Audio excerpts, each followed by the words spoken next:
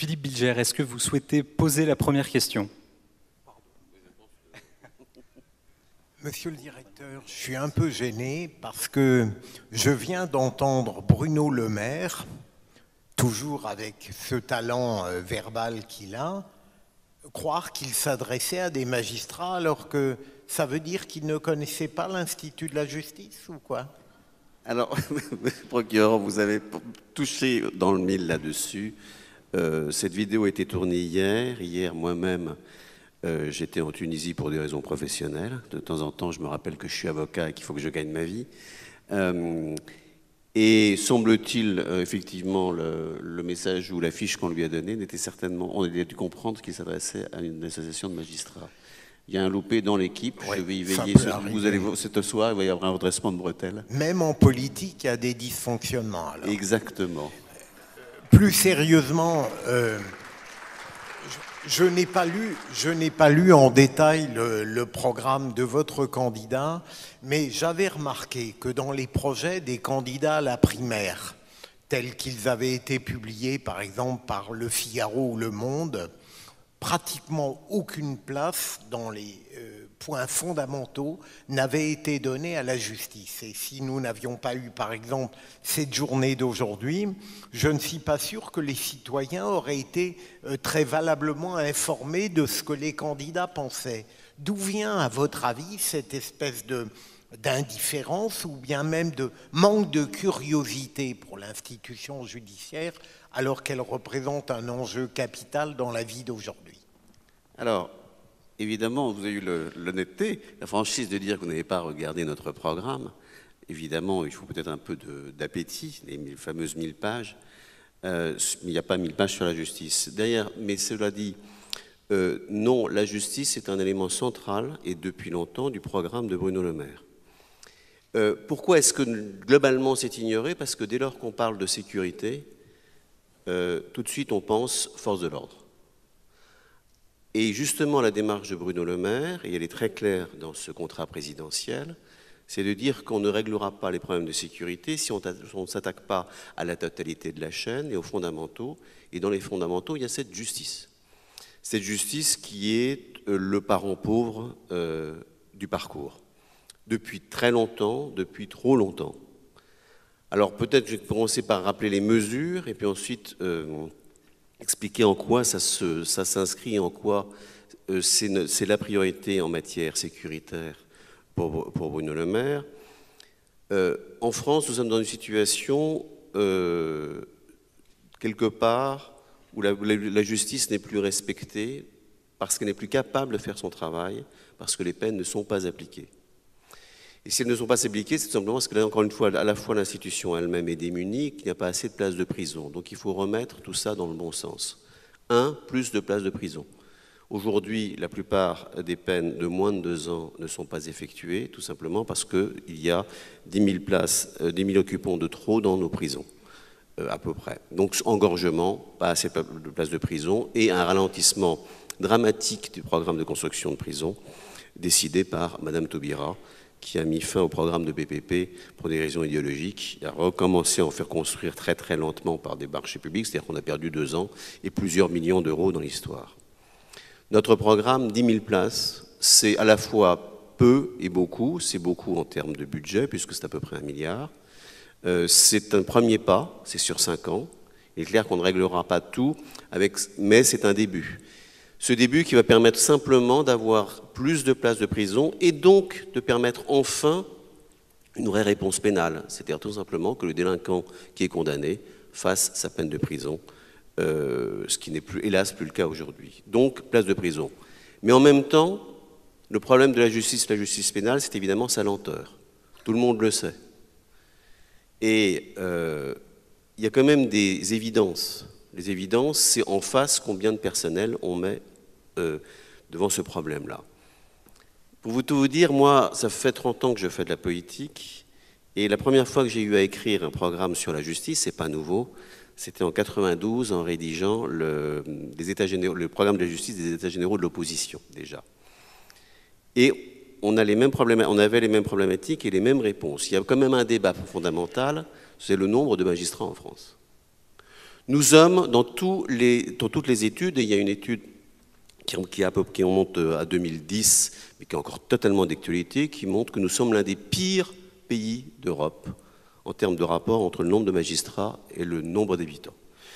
Pour vous donner une idée, à cette époque-là, et c'est les chiffres les plus fiables, mais ils n'ont pas changé depuis, il y a 10 magistrats pour 100 000 habitants en France, tout confondu, inclus les magistrats administratifs, là où il y en a 24 pour 100 000 habitants en Allemagne. Donc quoi qu'il arrive, il y a une situation évidente, c'est que nous n'avons pas assez de magistrats. Et chaque fois qu'on évoque ce problème avec les magistrats, et ça c'est quand même l'un des éléments du problème, il y a une absence de courage politique de la part du politique. Mais chaque fois qu'un politique va voir des magistrats en disant la solution c'est quand même d'augmenter les magistrats, la réponse est unanime, surtout pas. Il faut qu'on renforce nos moyens, nos personnels d'accompagnement, nos greffiers, nous mettre des assistants, mais ne touchez pas, ça va très bien, on va y arriver. Quelque part, c'est, monsieur le procureur, ne touche pas à mon hermine. Ce qu'on veut sauver, c'est les pyramides de carrière. Ça fait 25 ans que ça dure. Ça fait 25 ans qu'aucun pouvoir politique n'a eu le courage de dire on ne s'en sortira pas si on n'augmente pas significativement le nombre de magistrats. Eh bien, Bruno Le Maire, dans son programme, a décidé qu'on augmenterait significativement le nombre de magistrats. On n'arrivera pas sur un quinquennat à se mettre au niveau de l'Allemagne ou de la Grande-Bretagne. Ne rêvons pas, un magistrat, ça se forme, ça se recrute, ça ne se crée pas par un coup de baguette magique, mais l'objectif de 10 000 magistrats paraît un objectif tout à fait tenable qui permettra tout simplement que la justice fonctionne plus vite et donc mieux. Donc l'augmentation du nombre de magistrats, derrière évidemment l'augmentation des moyens en personnel administratif, en greffe, tout cela, ça fait partie des priorités du programme. Il y aura une grande loi de programmation de la justice qui est prévue et qui interviendra au début du quinquennat, si les urnes nous sont favorables. La justice est bien une priorité. Est-ce que j'ai droit à une seconde question ? Tout à fait. Allez-y, Philippe.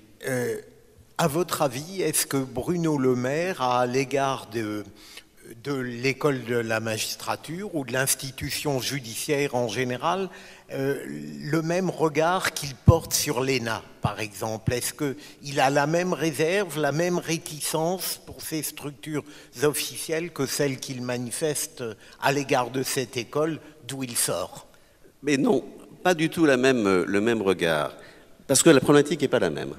L'ENA, le problème de l'ENA, c'est que c'est devenu une machine à enseigner l'absence de prise de risque chez un haut fonctionnaire, alors que la première chose qu'on attend d'un haut fonctionnaire, c'est la prise de risque. Comment est-ce qu'il fait avancer le pays? L'ENA, c'est un système aujourd'hui totalement stratifié qui fait qu'on prend un jeune pas trop bête, qui est capable de passer des concours, et on le forme techniquement, et il sait, une fois qu'il est rentré dans la machine, que quoi qu'il arrive, et surtout s'il ne fait pas de vagues, il fera son petit parcours et sa carrière. Et ça, c'est un système qui est très mauvais et qui explique largement que notre administration se soit recroquevillée sur elle-même, plus aucune espèce de sens, d'envie de prendre des risques, de faire avancer les choses. Le système en lui-même, dans la mesure où il ne remet pas en cause un parcours, et on ne remet pas jamais en cause un parcours d'un énarque, est évidemment totalement pervers. Et je le dis en connaissance de cause parce qu'aujourd'hui je suis avocat, mais j'ai eu un parcours longtemps dans la fonction publique et directeur d'administration centrale au ministère des Finances, j'ai dirigé nombre d'énarques. Je ne le suis pas moi-même. Donc l'ENA est un problème fondamental. Si on veut changer ce pays, si on veut changer la haute administration, si on veut réintroduire de la prise de risque, de la responsabilité, il faut qu'il y ait au cours du parcours une remise à niveau, une remise en cause. D'où l'idée qu'on recrute les hauts fonctionnaires sur concours comme d'habitude au début. Ils font leurs premières armes, mais que s'ils veulent passer à l'échelon suivant, au bout d'une dizaine d'années, là ils le feront une école d'application du type école de guerre. C'est pas du tout la même problématique que pour l'ENM. L'ENM, elle forme des magistrats. Il est clair, à mon sens, que l'ENM a besoin, là aussi, d'un vrai regard de renouveau et qu'on rénove les enseignements. Mais ça doit surtout se lier avec le problème absolument majeur de la justice judiciaire française, qui est son retard en termes de dématérialisation. Nous en sommes encore au papier et au crayon, ce qui est un vrai problème en efficacité, en coût, en surcoût, et on ne forme pas convenablement nos jeunes magistrats au numérique et aux techniques modernes. Il suffit simplement d'aller à Singapour, regarder le palais de justice à Singapour, qui est un magnifique immeuble moderne évidemment. Il n'y a pas un papier qui traîne. La totalité de l'administration de la justice singapourienne est dématérialisée. Les économies en termes de délai de traitement, en termes simplement de coûts de traitement pour les personnes publiques, sont absolument majeures. Donc oui, il y a des choses à faire sur l'ENM aussi, c'est absolument évident, mais on n'a pas cette problématique-là d'une école qui, dès le départ, est l'école de la non-prise de risque. Merci, monsieur le porte-parole. Gilles-William Goldnadel. Oui, mais peut-être, monsieur le représentant du candidat Le Maire, peut-être que monsieur Le Maire serait peut-être bien inspiré d'avoir un regard aussi critique sur le NM. J'ai été frappé du fait que votre candidat comme vous-même, finalement, vous semblez penser, enfin, telle a été votre expression depuis le début de votre causerie, vous êtes critique uniquement en termes de moyens. C'est-à-dire que vous pensez que si on donne les moyens aux magistrats, tout se passera bien. Mais est-ce que vous ne pensez pas quand même qu'il y a encore largement dans ce pays, et notamment au sein de la magistrature, formée par l'ENM, une idéologie, que cette idéologie est marquée largement encore maintenant par une sorte de prévention, si j'ose dire, contre l'incarcération. Madame Taubira n'est peut-être pas la seule détentrice du monopole de la détestation de la prison. Je lisais hier ou avant-hier dans Le Monde le point de vue de monsieur Jean-Pierre Rosenzweig, qui considérait, en matière de justice des mineurs, qu'il fallait tout sauf la prison. Donc, pour ramener ma question à ses limites, est-ce que, oui ou non, vous pensez que c'est uniquement une question de moyens, ou est-ce que le combat de monsieur Le Maire comme de ses compétiteurs, ça n'est pas aussi un combat culturel contre la culture de la détestation de la réponse carcérale? Alors, vous avez parfaitement raison, c'est fondamentalement une question de volonté politique. Effectivement, de signal politique. Et là-dessus, dans le programme de Bruno Le Maire, et je vous invite à aller voir ça sur le site, c'est par fiche, donc c'est très... Bon, ça fait 1200 pages en tout, mais comme c'est par fiche, c'est très très facile à lire. Nous proposons, quoi qu'il arrive, le rétablissement des peines planchers, et quoi qu'il arrive, vraiment l'application de la double peine en ce qui concerne les infractions commises par les étrangers. Donc là-dessus, il n'y a absolument aucune espèce d'ambiguïté sur le besoin de rétablir un état de droit, un état où on sanctionne réellement les infractions. Mais, il y a la volonté politique, mais deux, il faut que derrière la volonté politique ne se cantonne pas à des promesses qu'on n'applique pas ensuite. C'est bien joli de dire, oui, on va appliquer la tolérance zéro, c'est-à-dire des condamnations. Si derrière on ne construit pas les prisons, eh bien c'est un vœu pieux. Si on arrivera encore une fois à ce chaînage, au fait qu'un délinquant soit appréhendé, ensuite incarcéré, condamné et qu'il fasse sa peine, et qu'il le fasse, et que tout ce chaînage se fasse vite pour qu'il n'y ait pas des trous dans la raquette et qu'il ne se retrouve pas entre-temps remis en liberté, ce qui donne un effet absolument désastreux à la fois pour lui qui a un sentiment d'impunité et pour la population qui évidemment trouve ça totalement injuste, ce qui est vrai. Tout cela, ça implique tout ce chaînage dans les moyens. Mais au départ, il faut une volonté politique, c'est absolument un signal. Et ce signal-là, c'est le signal que va donner l'électeur en élisant ce candidat, et ensuite le signal que ce président pourra donner via son gouvernement, à son garde des Sceaux et au parquet. Donc là, il y a un chaînage, évident. Derrière le culturel, oui, il y a sans doute une culture de la justice ou d'une certaine partie de magistrats, clairement d'abord d'hostilité au pouvoir politique. Il y a une interprétation de l'indépendance du judiciaire. L'indépendance du judiciaire est une des composantes de la démocratie. Elle est interprétée souvent, et trop souvent par certains magistrats, comme une espèce de guerre du judiciaire contre le politique. Ce n'est pas du tout notre conception de démocratie et de la séparation des pouvoirs. Tout cela doit aller dans le même sens. Et en ce sens, oui, il y a sans doute une bataille aussi culturelle. Mais se lamenter sur cette évolution-là, on se lamente sur une situation qui a été délibérément entretenue par le politique de droite comme de gauche, parce qu'aucun politique, ni de droite ni de gauche, depuis 30 ans, n'a voulu une magistrature forte et puissante dans ce pays. Et donc, quand en face, on a en plus de ça des magistrats qui vous disent finalement, oui, on est pauvre, mais on se débrouille, et surtout, n'augmentez pas les effectifs, ça nous donne un cercle vicieux terrible qui aboutit à la situation actuelle. Merci, monsieur le porte-parole. Alors, vous avez évoqué le rétablissement des peines planchers. Dans le programme de Bruno Le Maire, il est aussi question par circulaire de limiter le nombre de rappels à la loi. Tout cela devrait accroître le nombre de personnes allant en détention. Vous avez pris l'engagement de créer 10 000 places de prison. C'est un premier pas que nous saluons. Néanmoins, au regard des chiffres dont nous disposons aujourd'hui, je m'interroge sur la pertinence de cette proposition. Au 1er septembre dernier, les chiffres officiels faisaient état de 13 768 détenus qui sont en surnombre actuellement.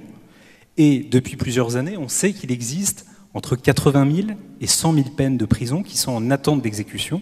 Et c'est ce stock-là qui fait qu'il y a un ralentissement considérable entre la décision de justice et sa mise à exécution. Est-ce que l'ambition de créer 10 000 places de prison, alors que le garde des Sceaux, Jean-Jacques Urvoas, a annoncé le mois dernier lui-même un plan qui prévoit la création de 11 000, très précisément 11 109 places à 17 643 places de prison, est-ce que vous pensez que 10 000 places est suffisant? Alors, le souci de Bruno Le Maire dans tout ce programme très très détaillé, et c'est peut-être ça le signal du renouveau, c'est d'essayer de faire des propositions qui soient crédibles. On peut se faire plaisir, hein, et en électoral, c'est facile de se faire plaisir, de vous promettre qu'on en fera d'un claquement de doigts 20 000, 30 000, 40 000. Techniquement, est-ce qu'on peut faire vraiment 30 000 places de prison en 5 ans? J'y crois pas une seconde. Je ne crois pas une seconde, d'abord, et pas simplement pour des moyens budgétaires. D'abord, il y a les moyens, il y a les problèmes, il y a la question budgétaire, mais ça, c'est accessoire quelque part parce qu'il y a des priorités. 30 000 places de prison, c'est 3 milliards. Plus 200 millions de personnel pénitentiaire en plus par an. Donc tout cela, évidemment, il faut le faire de manière raisonnée, dans des contraintes budgétaires qui sont celles de la France aujourd'hui, qui sont dramatiques. Mais derrière ça, simplement, pratiquement, techniquement, lancer ces chantiers, ça prend du temps. Même si on emploie des outils qui ont montré leur efficacité, comme les PPP, ils sont assez décriés, ils ont montré leur efficacité. Vous faites une prison en 2 ans avec un PPP, en 3-4 ans avec un marché public normal. Même avec ces outils-là, arriver à sortir 10 000 places de prison sur le quinquennat nous apparaît, au vu de notre expérience et de tous ces groupes de travail de gens qui ont participé aussi au programme immobilier de la justice, comme un objectif qui est tenable.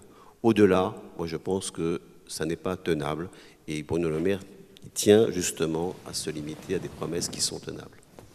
Merci beaucoup. Alors nous saluons évidemment ce souci que vous avez du réalisme dans vos propositions. Ça me conduit toutefois à vous poser encore une question avant de céder la parole à Thibault de Montbrial. Dans le rapport qui est intitulé « En finir avec la surpopulation carcérale » qui a été rendu le mois dernier, eh bien, il est montré que, en réalité, il s'écoule 10 ans entre l'annonce d'un programme de construction de places de prison et la livraison des prisons. Comment est-ce que vous comptez faire, très pratiquement, pour le réaliser en 5 ans? Alors, là-dessus, oui, si on part de rien. On ne part pas de rien, les programmes existent. La PIGE a dans ses cartons déjà des projets. Et encore une fois, donc, on sait aujourd'hui à peu près comment on construit la prison du XXIe siècle. Et on a un outil aujourd'hui juridique qui, quand même, est un élément accélérateur, le PPP, bien encadré pour pas que ça parte dans des dérives financières, est un mode de réalisation d'investissement public qui a le gros avantage de tenir les délais. Donc on combine les deux, on peut déjà lancer très vite les premiers programmes. Merci beaucoup. Thibault de Montbrial. Merci. Je voudrais rester sur cette question des moyens parce que je suis d'assez près ce que dit et ce que fait Bruno Le Maire. Et j'ai été très surpris, et je ne vous le cache pas, je vous le dis directement, un peu déçu par la partie moyens qui est accordée à l'ensemble des questions de justice. Bruno Le Maire, et il l'a rappelé très précisément dans la vidéo qu'on vient de voir, prévoit d'augmenter progressivement le budget de la justice à plus 25% par rapport à ce qu'il est aujourd'hui à l'horizon 2022. C'est textuellement ce qu'il a dit tout à l'heure. On sait, et vous savez, nous sommes confrères, donc vous en avez l'expérience professionnelle, l'extrême paupérisation matérielle de la justice aujourd'hui. Je ne reviens pas sur les considérations, sur les conditions déplorables de détention de nos détenus, mais les greffes n'ont plus de ramette de papier à partir du mois d'août, ne peuvent plus payer les experts. Bref, on est dans une justice, il faut bien le dire, qui est une justice tiers-mondiste. On sait que l'effort de rattrapage qu'il faudrait pour remettre à niveau la justice à un fonctionnement décent coûterait à lui seul à peu près les 25% que Bruno Le Maire, auquel Bruno Le Maire estime devoir monter son budget sur 5 ans. Donc ma question est, compte tenu de l'état de la France, qui est quand même au bord de la rupture absolue, on est dans un système qui aujourd'hui peut s'écrouler en quelques semaines, et ça, tout le monde l'a compris. Donc tant mieux tant que ça n'arrive pas, et il faut tout faire pour renforcer petit à petit nos institutions et éviter que ça n'arrive. Ne pensez-vous pas, j'entends votre argument de crédibilité, j'entends que vous avez dit aussi tout à l'heure, ça n'est qu'un début, etc. Mais ne pensez-vous pas que quand on est dans une situation de crise extrême et quand on est à la limite institutionnelle de rupture, il n'y a pas, et ne serait-ce pas l'occasion de faire de la politique autrement, il n'y a pas là l'occasion et même le devoir de mettre en place un budget qui soit un budget de combat, qui casse un certain nombre d'habitudes qui sont des habitudes décennales de politique, de satisfaction des intérêts des autres, d'assistanat, de tout un tas de choses qui ne sont pas du régalien, pour remettre l'église au milieu du village et montrer, au travers une redistribution autour du régalien, c'est-à-dire justice intérieure, défense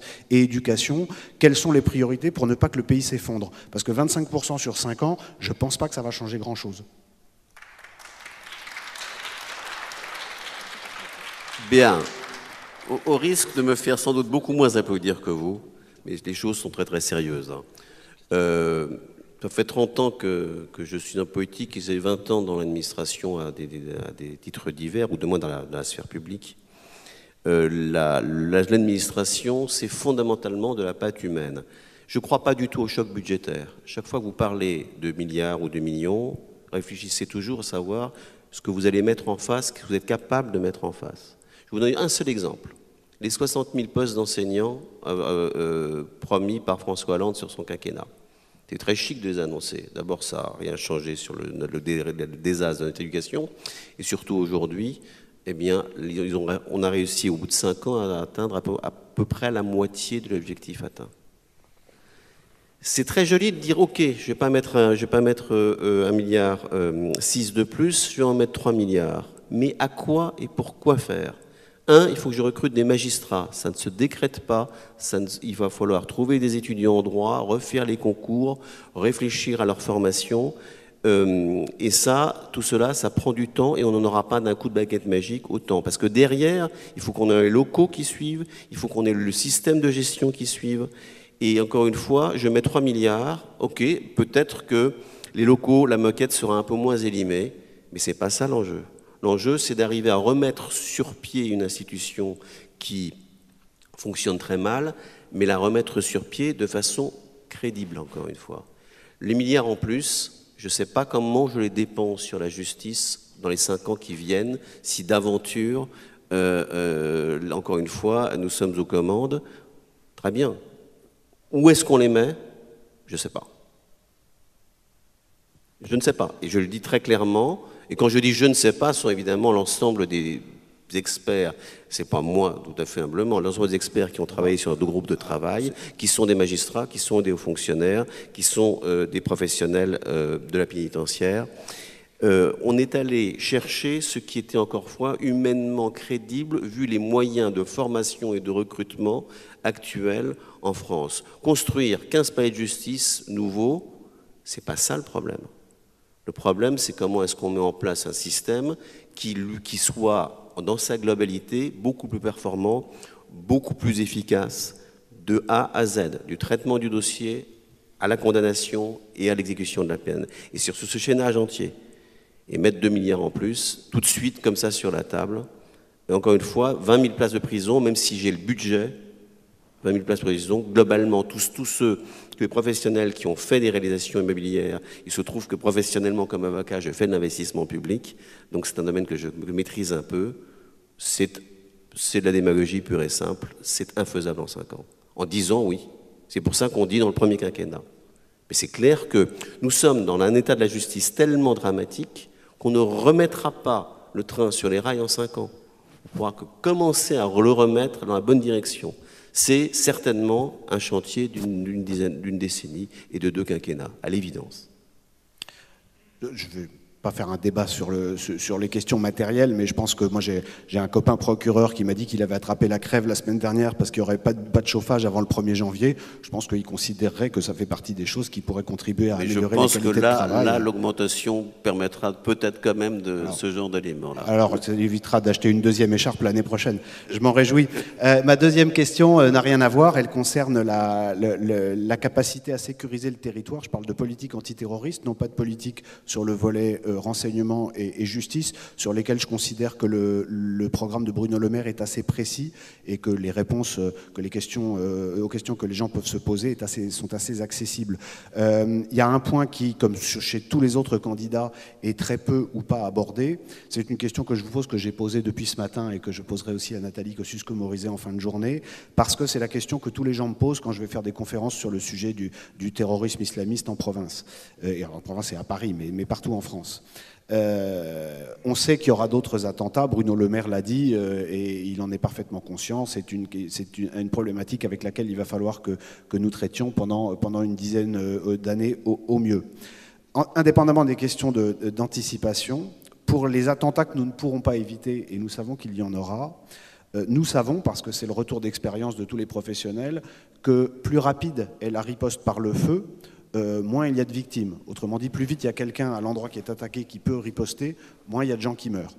Face à ce constat, est-ce que le candidat Bruno Le Maire, que vous représentez aujourd'hui, considère que la France est aujourd'hui suffisamment bien maillée en termes de capacité de riposte armée? Et pour ne pas faire des questions à tiroir, je vous pose tout de suite la 2e question.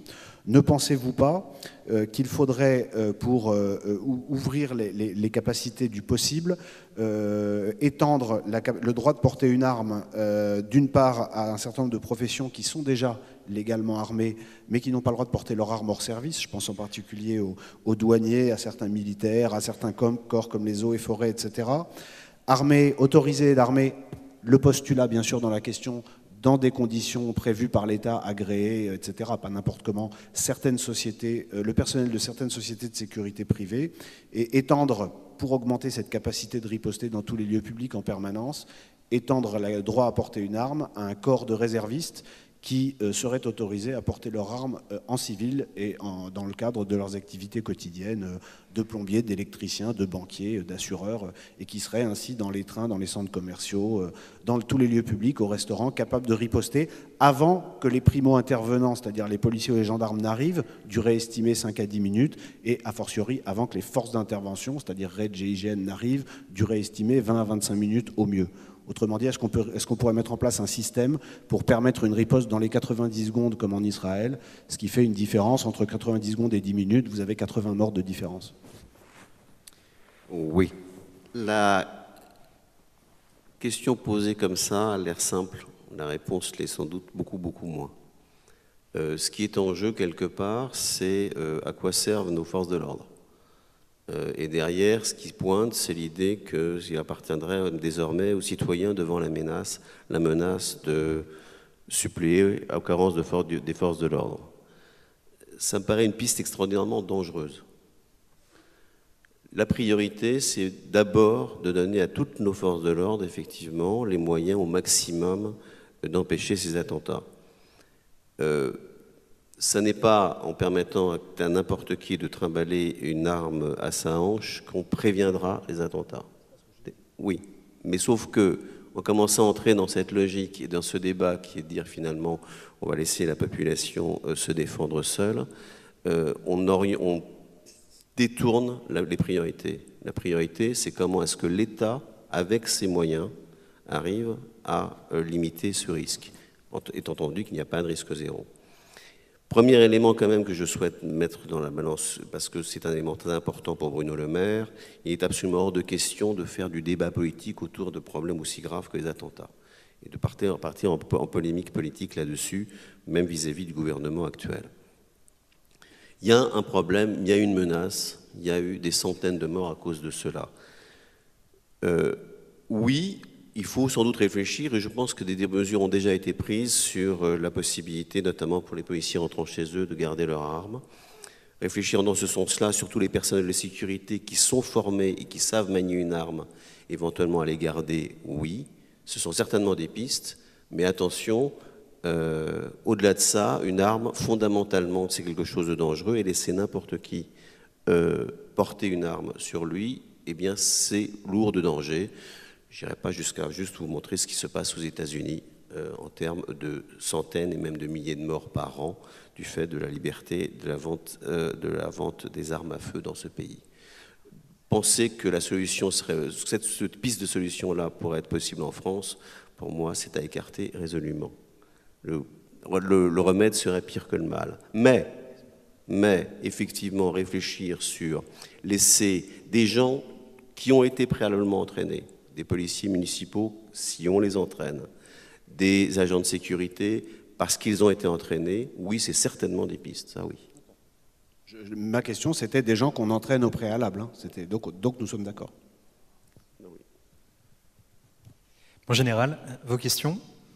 Alors, juste avant de poser ma question, je voudrais quand même réagir à ce que vous avez dit, Maître, tout à l'heure, concernant le petit débat sur l'ENA et l'ENM. Je suis toujours extrêmement surpris dans ce pays que lorsque quelque chose ne fonctionne pas bien, on souhaite immédiatement sa disparition. Je sais bien que l'ENA ne fonctionne pas bien, et d'ailleurs, je suis de ceux qui, parfois, critiquent sévèrement ceux qui sont sortis de cette école, parce qu'ils sont plus ou moins éloignés des réalités. Pour autant, je pense que c'est une belle école, elle a une vocation très importante pour notre pays, elle a été mise en place par le général de Gaulle, ce n'est pas un critère, mais en tout cas, je pense que c'était un visionnaire et qu'elle a donné pour notre pays des gens qui l'ont servi très fidèlement et très efficacement.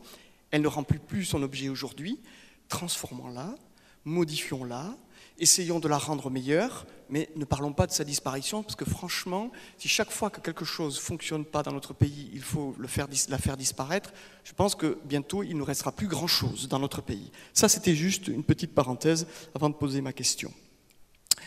Je n'ai pas eu le temps d'exploiter les 1000 pages du programme de Bruno Le Maire, mais je l'ai entendu tout à l'heure dire qu'il souhaitait avoir une politique de tolérance zéro.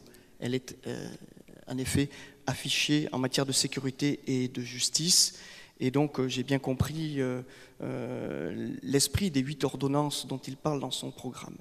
Je souhaiterais que vous puissiez nous indiquer quelques éléments d'information sur la vision de Bruno Le Maire, le candidat que vous représentez aujourd'hui, sur l'articulation des missions de sécurité entre les forces régaliennes, les polices municipales et les entreprises de sécurité privées, dont je précise au passage qu'aujourd'hui, les effectifs se situent entre 170 000 et 200 000 personnes, c'est-à-dire à peu près autant que la gendarmerie et la police réunis, ce qui veut dire qu'il y a une nécessité d'avoir une politique volontariste dans ce domaine, et très étonnamment, je n'entends personne qui traite ce sujet.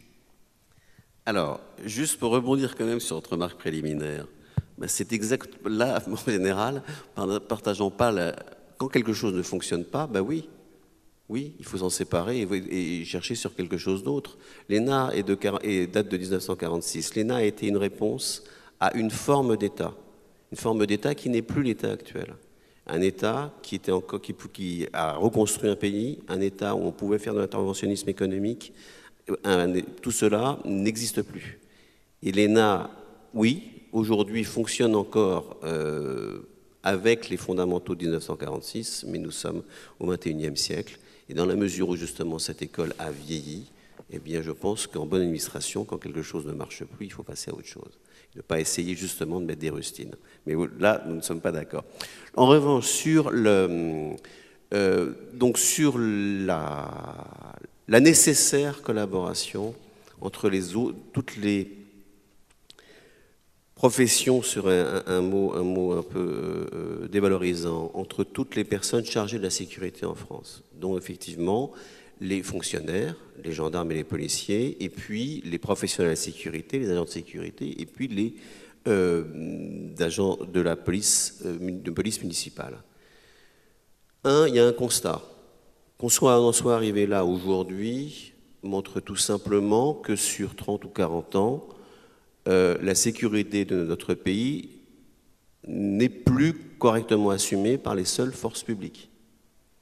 Et j'irai même plus loin, même n'est plus assurée par les forces publiques étatiques. Il y a 30 ans, il n'y avait pas de police municipale, ou à peu près pas. Et le développement des sociétés de sécurité, il a aussi à peu près 50 ans. Nous sommes dans une société qui s'est petit à petit, qui est devenue plus dangereuse, à l'évidence, et où donc on a dû apporter des réponses à cette insécurité, et l'État n'a pas été en mesure d'apporter cette réponse à lui tout seul. Et comme la nature a horreur du vide, eh bien petit à petit on a développé à côté. Donc les polices municipales, et puis d'abord les polices municipales juste main nue, j'ai connu ça quand j'étais directeur des affaires juridiques de la ville de Paris, on a d'abord pas réussi à opposer que nos policiers municipaux aient des tonfas, interdiction de la préfecture de police. Vous voyez, les choses évoluent, c'était il y a 20 ans. Donc, et puis maintenant, agents de sécurité. Et c'est la tendance. Il ne faut pas se voiler la face. C'est vrai qu'il y a des contacts et il y a de la coopération très étroite aujourd'hui entre les administrations chargées de la sécurité dans notre pays et les grandes entreprises de sécurité. Et ça, c'est un mouvement qu'il faut continuer, bien évidemment. Il faut continuer toujours avec à l'esprit que l'État garde la maîtrise de l'ensemble. Le risque, c'est les milices, quelque part. Et ça, c'est un risque qu'il faut avoir à l'esprit. Mais que l'on poursuive, vous trouverez à ce moment-là, notamment dans le rôle des maires et dans la prévention contre le terrorisme, nous poussons à ce qu'il y ait une bien meilleure collaboration entre les maires et via leur police municipale qui font de la sécurité sur le terrain au quotidien et les services de renseignement. Et de même, l'idée, ça n'est pas la fameuse transmission automatique de la fiche S demandée par un maire, mais c'est que les maires puissent avoir des interlocuteurs au niveau départemental en termes de renseignement et de sécurité et de lutte antiterroriste, qui puissent justement, qu'on ait un système de maillage où on repose sur l'ensemble des acteurs. Ça oui, et nous sommes favorables à développer cela. Juste une dernière question du général et ensuite vous aurez la parole. Oui, ma deuxième question, elle est extrêmement concrète et c'est celle que j'ai posée d'ailleurs à d'autres représentants des candidats et candidats. Nous sommes dans une situation extrêmement dégradée en termes de sécurité publique dans un certain nombre de nos quartiers, des grandes villes, des grandes métropoles en particulier. Les événements que nous avons vécus dernièrement, en particulier à Viry-Châtillon, mais pas que, nous font penser que ça ne va pas s'améliorer dans les années qui viennent. Donc ma question est très concrète et en dehors de l'abondement des effectifs et des grandes idées que l'on peut débattre et que l'on peut exposer, concrètement, quelles mesures pourrait prendre Bruno Le Maire s'il arrivait comme président de la République pour faire en sorte que dans nos quartiers, dans les zones où aujourd'hui les gendarmes et les policiers ont du mal à rentrer parce que c'est très compliqué, quelles sont les mesures qu'il pourrait prendre pour faire en sorte que la légalité républicaine, la sécurité et la tranquillité publique puissent être restaurées à la satisfaction de 90% des habitants qui aujourd'hui souffrent de cette situation qui véritablement devient insupportable.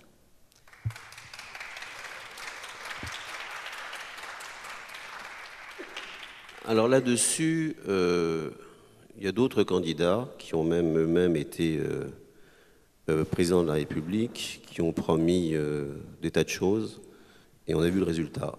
Et c'est pour ça qu'il faut savoir être prudent et surtout modeste sur ces questions-là. Elles sont clés, hein, elles sont clés.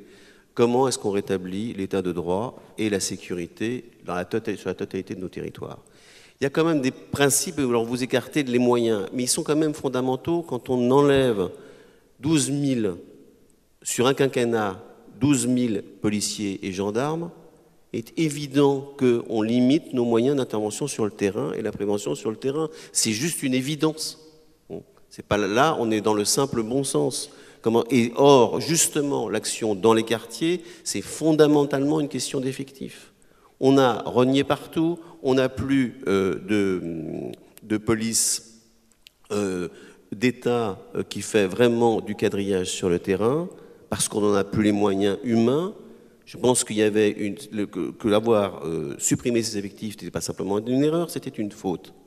Et c'est pour cela que le programme de Bruno Le Maire prévoit qu'on revienne là-dessus et qu'on réembauche des policiers, parce que la première solution, elle est quand même aussi par des effectifs présents, visibles. Ce qui est arrivé petit à petit, c'est qu'effectivement, par manque d'effectifs et par manque de moyens, eh bien, on a reculé, on a laissé les zones de non-droit. Comment on rentre de nouveau? On rentre de nouveau par des patrouilles, mais des patrouilles fréquentes et avec des effectifs suffisamment importants pour qu'on puisse vraiment intervenir en cas de caillassage ou en cas de cocktail Molotov avec le résultat dramatique qu'on a connu. Ça ne se fait pas, encore une fois, d'un coup de baguette magique, mais il faut qu'il y ait une vraie volonté politique et un signal politique qui soit donné là-dessus, et qu'on y mette aussi les moyens. On ne les a pas mis et ça fait 10 ans que ça dure. On a réduit pendant 5 ans et de l'autre côté, de façon absolument délibérée dans le quinquennat qui vient de se passer, une volonté de faire le moins de vagues possible sur ces quartiers. Voilà le résultat. Comment on revient? On revient avec une vraie politique en mettant les policiers sur le terrain. Merci, monsieur le porte-parole. Philippe Bilger, vous aviez une question, et assez rapide si c'est possible, parce que Gilles-William Goldnadel voudrait également poser une. Je voudrais vous demander, monsieur le directeur, une question sur la méthode des primaires. Est-ce que vous pensez que l'existence des primaires n'a pas conduit chacun des candidats à créer à toute force une individualité judiciaire dans son projet? Si elle n'existait pas, est-ce qu'il n'y aurait pas une sorte d'homogénéité sur laquelle tout le monde s'accorderait? Question pertinente ô combien. Moi, je pense fondamentalement que la primaire, elle est indispensable. Elle est indispensable, et donc c'est une conséquence. Alors, elle est indispensable pourquoi? Elle est indispensable sur la base d'un constat, c'est que depuis 2012, depuis l'échec de Nicolas Sarkozy, il n'y a plus de chef incontesté à droite. Comment est-ce qu'on en fait émerger un, soit par des discussions de couloir, la pire des façons, soit on va devant le peuple et on voit lequel sera élu par nos électeurs. En cela, la primaire est la solution à ce problème fondamental de leadership. Puis la deuxième utilité de cette primaire, c'est qu'on pouvait se permettre cette absence de leadership tant qu'on était droite-gauche. Je vous ramène à des temps anciens. Mais il y a un troisième acteur aujourd'hui qui s'appelle le Front National. On ne peut plus se permettre d'avoir 2 candidats de droite au premier tour de la présidentielle, au risque de finalement avoir 2 candidats de droite qui vont se retrouver derrière le candidat de gauche et derrière le candidat du Front National. D'où l'intérêt de la primaire. Et puis le troisième intérêt de la primaire quand même, c'est que, il faut quand même positiver, c'est la première fois à droite, et ça fait 30 ans, encore une fois, que je m'occupe de ces questions-là, que l'on a un vrai débat de fond au sein même des dirigeants de droite sur toutes ces questions-là, et notamment sur les questions de la justice, et qu'on puisse comparer nos approches, comparer nos solutions, et surtout demander aux électeurs de choisir, je pense, c'est très important. Moi, j'aime pas beaucoup le monolithisme dans l'histoire. Chacun va apporter son approche. On verra ensuite ce que ça va donner en termes électoraux, mais peut-être que les idées des uns et des autres, au final, on les retrouvera au sein d'un gouvernement.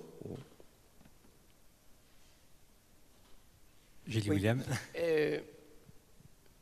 En prolongement de la question du général, à propos des événements de Viry-Châtillon et d'autres, est-ce que le candidat Le Maire fait un lien entre immigration, et notamment immigration clandestine et insécurité? Et le cas échéant, est-ce qu'il il est d'avis, comme certains de ses concurrents, de créer des centres de rétention fermés pour les déboutés du droit d'asile. Alors, le lien, il n'est pas direct. Le lien, il est évident, c'est le fait que le droit n'est pas respecté dans notre pays. Il n'est pas appliqué. Ça, oui. Ça veut dire quoi? Ça veut dire simplement qu'en termes d'immigration, là aussi, illégale, bien entendu, la France a complètement baissé les bras. Il y a des batailles de chiffres, mais en gros, le taux de reconduite à la frontière est de l'ordre de 5%, ce qui est inadmissible. Pourquoi? Parce que ça maintient dans notre pays l'idée du non-droit, l'idée qu'on peut très bien y vivre et s'y développer de manière totalement en marge de la société, en marge des règles de notre société. Donc oui, il y a urgence. Il y a urgence à avoir dans ce domaine-là une politique qui soit efficace. Ça demande une vraie volonté politique d'abord, ça demande des moyens comme toujours. La volonté politique, c'est de dire clairement qu'un débouté du droit d'asile n'a pas à rester sur le sol français. Comment est-ce qu'on y arrive? D'abord en mettant des moyens pour que les procédures de demande d'asile soient traitées plus rapidement. 6 mois doit être un grand maximum. Et surtout derrière, qu'une fois la première décision juridictionnelle d'expulsion prononcée, le recours contre cette décision ne soit pas suspensif. Aujourd'hui, vous êtes condamné par le tribunal administratif à être expulsé, vous pouvez faire appel devant le Conseil d'État et on attend que le Conseil d'État se prononce pour mettre en œuvre l'expulsion. Il peut se passer donc 2 ans et plus. C'est-à-dire en clair qu'un imam, pour dire les choses claires, étranger qui prêche le djihad en France, qu'on prend et on demande l'expulsion, 2 ans après, aujourd'hui, il est encore sur le sol français. Comment on règle cela? C'est simple et c'est parfaitement légal, c'est l'avocat là qui parle. Oui, on doit avoir droit à un recours, c'est un principe constitutionnel et c'est un principe de droit, c'est un principe de la Convention européenne des droits de l'homme. Mais il n'est pas obligatoire que le recours soit suspensif. Ça veut dire quoi? Ça veut dire qu'après la première décision d'expulsion, on expulse. L'expulsé pourra toujours faire recours dans le Conseil d'État, mais il ne sera plus sur le sol français.